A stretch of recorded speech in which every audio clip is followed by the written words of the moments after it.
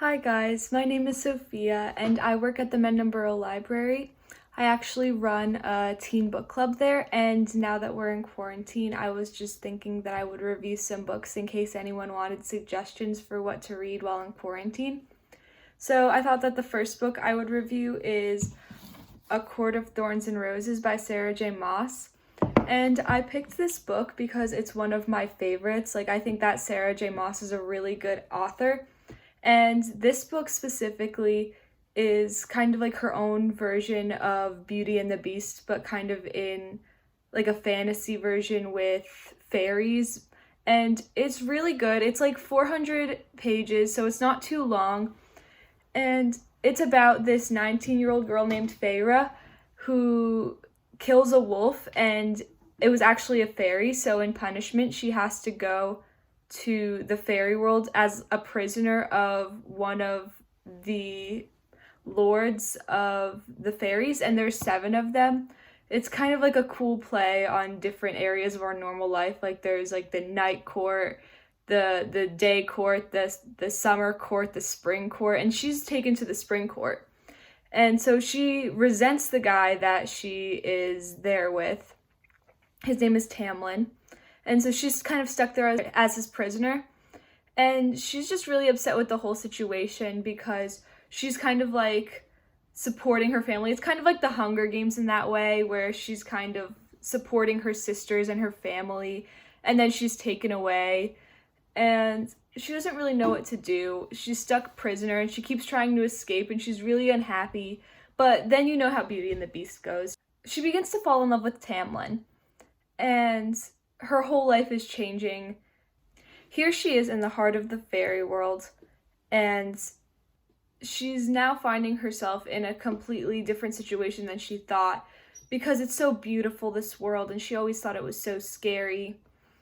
And so the spring court actually doesn't have many people in it, and she doesn't understand why. And all of the people there are wearing masks, like ballroom masks, and they can't take them off. And as she's living there, she begins to learn more about Tamlin, and she finds out about this woman, Amarantha. And she came about 50 years ago to the fairy court, and she's kind of ruined it. She's kind of taking these fairies prisoner, and she's really not letting people live the way she wants. She's the one who cursed the residents of the spring court to have to wear masks forever.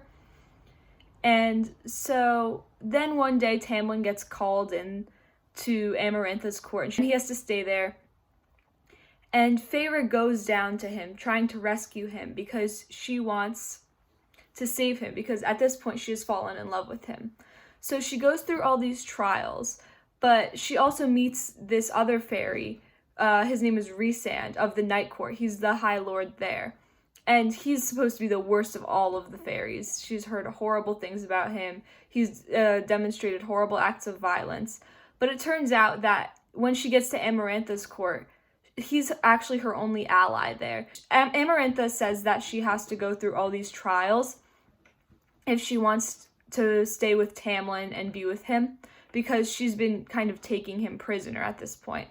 So she does all these horrible battles. She defeats this giant monster, and she's getting horribly injured. She's just a human. Like, she's nothing like these fairies. And she's actually winning. She's going through these trials, and Amarantha's actually shocked that she's lasted this long. And she's just willing to do everything for the man she loves. But towards the end, in the last trial, she gets really hurt and she's dying. And Tamlin begs all the other High Lords of all the other courts to grant immortality on her and make her a fairy too. So she becomes a fairy as well at the end. And she gets to finally live with Tamlin forever, and she's really happy. They can get married, and she can live in the spring court just as she wanted, and she saved all of the fairies from this horrible woman, Amarantha, and she's really glad about it because now the whole world is safe. And it's actually a series, so this is just the first book, and it gets so much better. Sarah J. Maas twists these fairy tales to become so unique and so good, and her writing style is really good, and it's just such an addicting book. You can't put it down. And the series is so good, and she writes so much. And you get to know these characters in this world so well. Like, I really was hooked on it, not just because of the story, and I just really like fantasy. So I thought that this was a really good young adult fantasy book.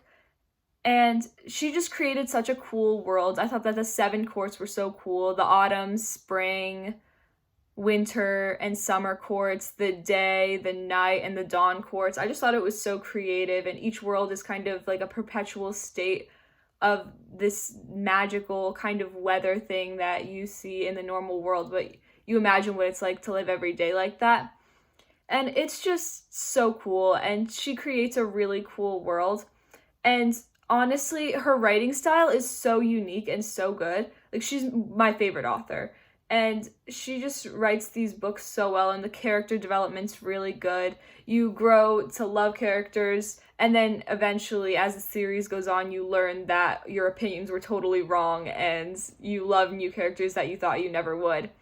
And it's just, she created such a good world. So I totally recommend, if you're in quarantine and looking for a new series to read, and especially if you love fantasy, 100% read this book. It's so good.